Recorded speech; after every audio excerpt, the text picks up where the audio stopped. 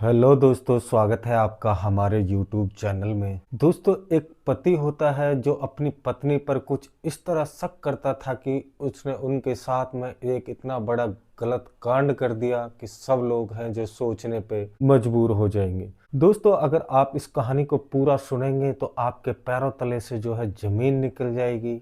आखिर इतना भी कोई निर्मम तरीके से अपनी पत्नी के साथ में ऐसी घटनाओं को जो अंजाम दे सकता है। दोस्तों, कहानी शुरू करने से पहले आप लोगों से एक रिक्वेस्ट है कि वीडियो को अंत तक देखिएगा और चैनल को भी सब्सक्राइब कर लेना है। दोस्तों, आज की जो है सच्ची घटना है, यह उत्तर प्रदेश का एक जिला लगता है लखनऊ, और वहीं पे एक गांव पड़ता है जौनपुर, और वहां की ये जो घटना होती है। दोस्तों, उसी गांव में एक परिवार रहा करता था। जो परिवार का मुखिया था उनका नाम होता है पदन, जो कि दिहाड़ी का काम किया करता था। उनकी जो पत्नी होती है उनका नाम होता है शिवचरणी, जो कि देखने में काफी खूबसूरत थी और वैसे भी समझदार थी। दोस्तों, इन दोनों को शादी को जो है 8 साल हो चुके थे और इनके 2 बच्चे थे। परिवार में जो था इनका सब कुछ ठीक ठाक था, लेकिन काम ना मिलने की वजह से दोस्तों इनके परिवार पर जो है गरीबी का पहाड़ टूटा हुआ था। दोस्तों, जो पदम होता है वो मजदूरी दिहाड़ी का काम करता था, लेकिन आपको पता है कि गांव में इतनी अच्छी जो है मजदूरी नहीं मिलती, कभी मिलती है तो कभी नहीं मिलती। इस तरीके से उनके जीवन यापन चल रहा था।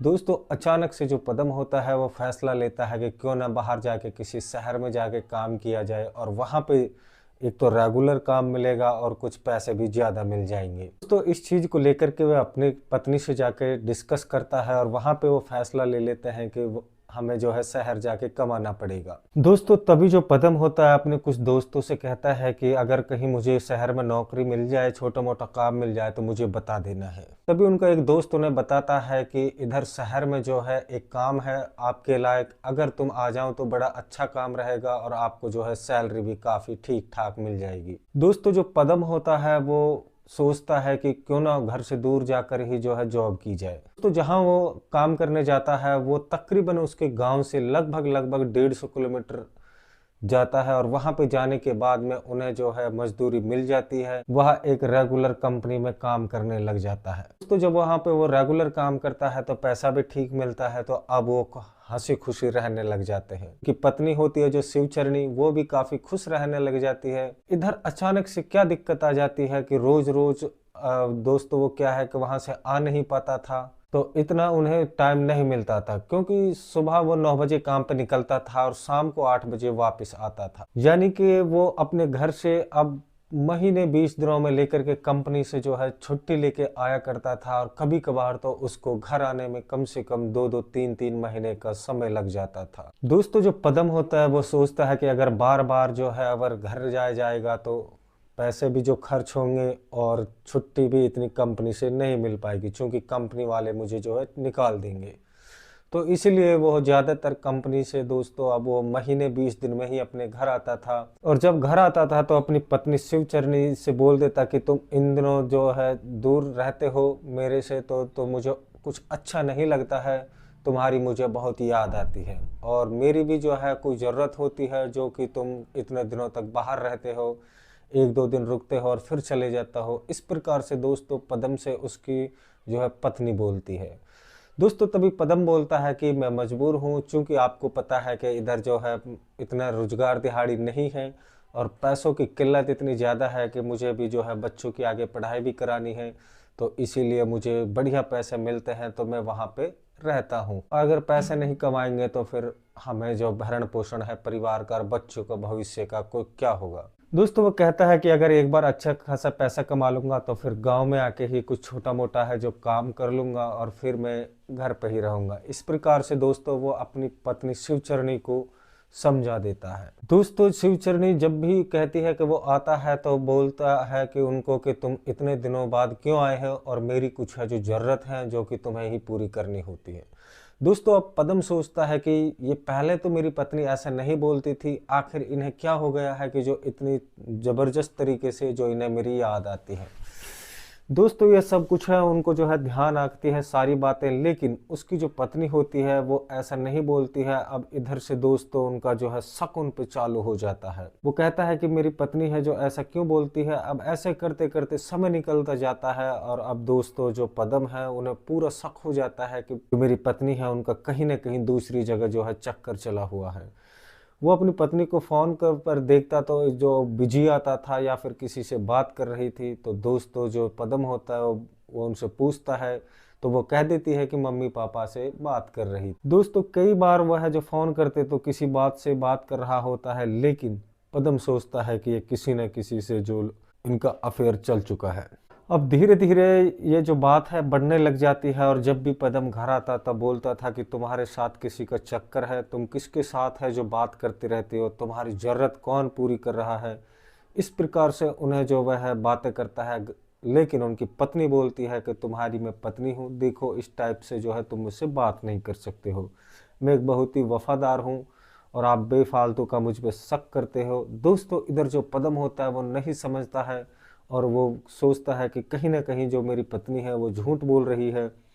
और कई बार इसको लेकर के वो जो गांव में इधर उधर जो पहचान के लोग होते हैं उनसे भी बात कह देता है कि मेरी जो है पत्नी पे नज़र रखना है, कहीं ये दूसरी जगह इधर उधर तो नहीं भटकती है मेरे जाने के बाद। दोस्तों जो पदम है वो उन पे जब ज़्यादा शक हो जाता है तो वह जो है एक बार लंबी छुट्टी लेकर के घर आता है और इसको जो है मारने पीटने लग जाता है और कहता है कि तुम्हारा आखिर अफेयर किन के साथ में है। लेकिन शिवचरनी है वो बताती है कि मेरा अफेयर होगा तभी तो मैं आपको बताऊंगी, मैं एक साफ सुथरी हूँ, तुमको मुझ पे जो है भरोसा रखना चाहिए। तो ये बोलता है कि तुम्हारा कहीं तो है जो तुम्हारी जो पहले आपकी जो रिश्ता हुआ था कहीं वहीं अपने पुराने पति से तो कहीं तुम बात नहीं करते। क्योंकि कुछ समय पहले दोस्तों जब शिवचरनी की शादी हुई थी तो उससे पहले उनकी एक जगह दूसरी जगह सगाई हो चुकी थी। अब उनको उस पे शक होने लग जाता है। लेकिन दोस्तों जो शिवचरनी है बोलती है कि ऐसा कुछ भी नहीं है, तुम कई बार तुमने मुझे देखा होगा, मैं फ़ोन पे जो है फ़ोन करते हूँ तो लगातार तुम्हारा फ़ोन बिजी आता है। लेकिन वो कहती है कि मेरे मम्मी पापा भाई का नंबर आता होगा, देख लीजिए आप। वो कहता है कि नहीं नहीं तुम नंबर को डिलीट कर देते हो, और वो उन पर पूर्ण रूप से शक करने लग जाता है। इधर दोस्तों जो पदम है 72 घंटे तक उसको बंद करके रखता है और बिना कपड़ों के निर्वस्त्र तरीके से और बुरी तरीके से उनके साथ में जो है वो टाइम स्पेंड करता है। इधर वो है दोस्तों हाथ पैर जोड़ती है और बच्चे सुनते हैं, उन्हें काफ़ी मारता है और उसके बाद ये सब करने से पहले मारता पीटता और दरवाजा बंद करके। लेकिन दोस्तों उन्हें कोई फर्क नहीं पड़ता है। उसके बाद क्या होता है कि 72 से 74 घंटों के बाद जब उसे घर से निकालता है तो अब दोस्तों शिवचरनी बोलती है कि मुझे कुछ दिन बाद है जो मुझे अपने गांव जाना है। दोस्तों वो कहती है कि मुझे यहाँ पे कुछ अच्छा नहीं लग रहा है। तो दोस्तों पदम बोलता है कि तू कहीं नहीं जाएगी। लेकिन होता क्या है कि 4 से 5 दिन के बाद में जो पदम होता है उनका थोड़ा सा मन बदल जाता है और वो वहाँ से नौकरी छोड़ देता है जो उन्हें शहर में काम करने गया था। अब उसने अपना वहाँ दर से काम धंधा छोड़ करके अब वो गांव में ही रहने का फैसला कर लेता है। वो कहता है कि चलो ठीक है, मैं तुम्हें तुम्हारे मायके छोड़ आता हूँ, लेकिन बच्चे हैं जो यहीं पे रहेंगे। दोस्तों शिवचरनी को इस पर कोई नाराजगी नहीं होती है, बोलती है कि मैं खुद चली जाऊंगी। लेकिन वो बोलता है कि मैं तुम्हें स्टैंड तक छोड़ देता हूँ और वहां से बस पकड़ के चले जाना है। दोस्तों अब वो उन्हें अपनी पत्नी को बस स्टैंड ले जाता है और एक सुनसान इलाके में जाता है, मतलब जहाँ पे परिंदा भी पर नहीं मार सकता था। समय था तकरीबन 8 से 9 बजे का, और वो बोलती है उनकी पत्नी के तुम मुझे कहाँ ले जा रहे हो। लेकिन वो कहता है कि करीब 3 घंटे की दूरी पे तुम्हारा जो मम्मी पापा का घर है, तुम्हें वहाँ छोड़ के आता हूँ, चुपचाप बैठी रहो।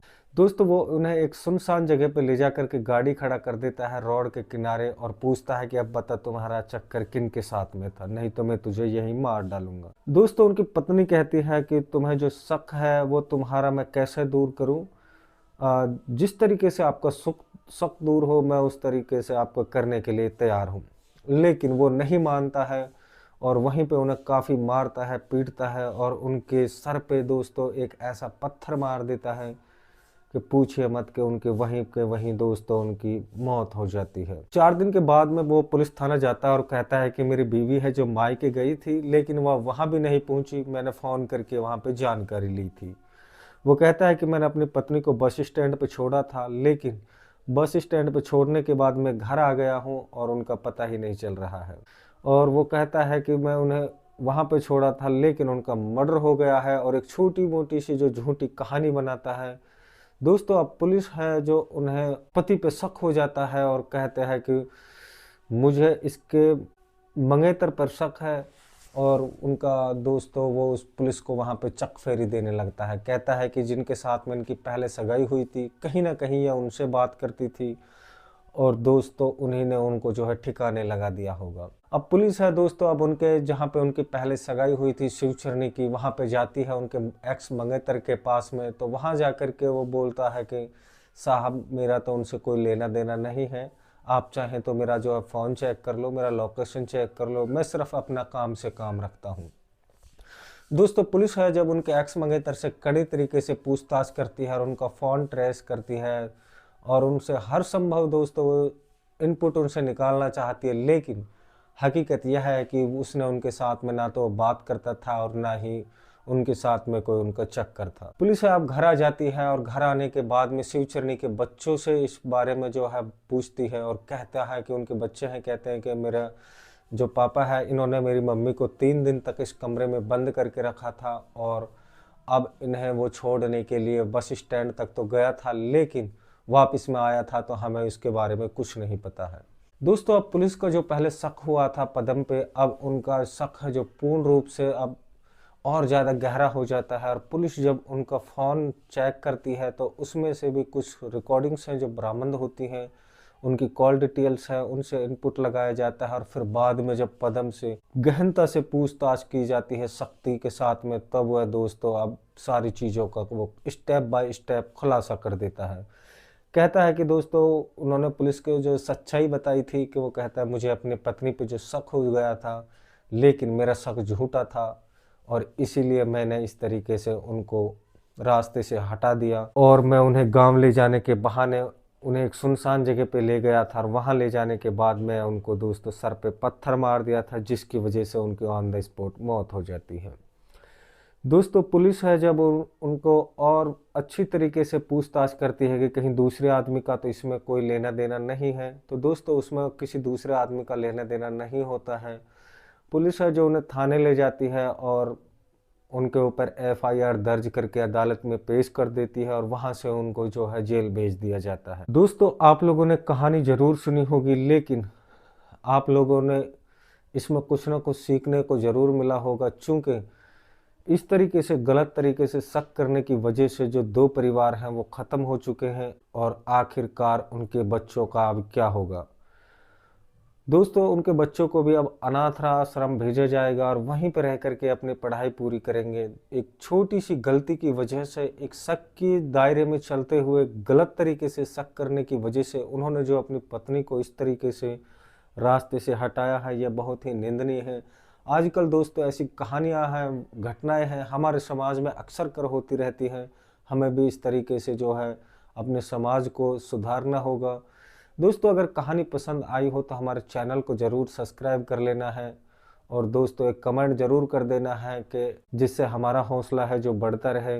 दोस्तों इस कहानी का उद्देश्य हमारा किसी का दिल दुखाने का बिल्कुल भी नहीं था। हम जो भी कहानी सुनाते हैं अपने समाज को जागरूक करने, सचेत करने के लिए बताते हैं। दोस्तों अगर कहानी पसंद आई हो तो लाइक ज़रूर कर दीजिएगा। आपसे फिर मिलते हैं कल एक नई कहानी के साथ में, तब तक के लिए हम लेते हैं आप लोगों से अलविदा। जय हिंद, जय भारत।